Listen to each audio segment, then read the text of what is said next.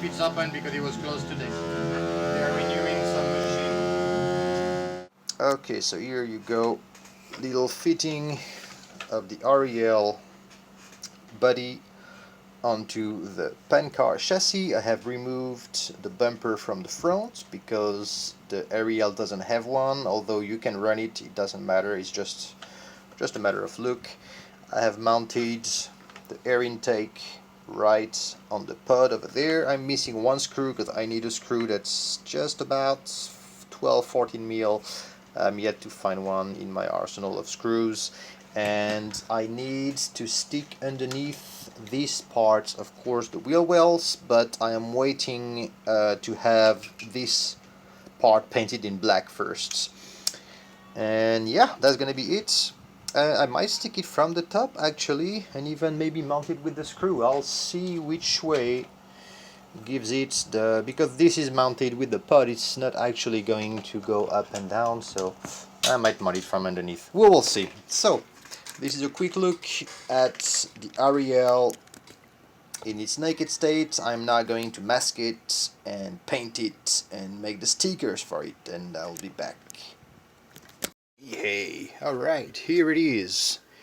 Painted up and assembled. I don't have matching wheels for it, but who cares? Here you are, the 112 Atom body on my PC 112 chassis.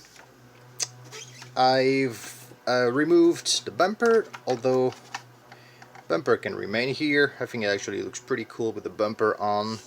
And so let me give you a little tour around the finished mounted. I'm still looking for a screw for here, so there is a missing screw on the fourth hole, but you can see I have mounted the two wheel wells at the back, so those are attached below the air intake and the engine dummy that's over here. You can see the exhaust pipe at the rear over there, and so this of course is an actual air intake that will take the air directly onto the motor bay over there onto the pod, so that's going to help quite a lot cool down the motor.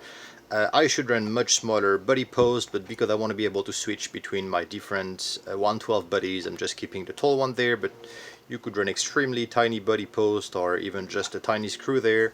It is directly mounted onto the plate over here, which is the back of the battery hold.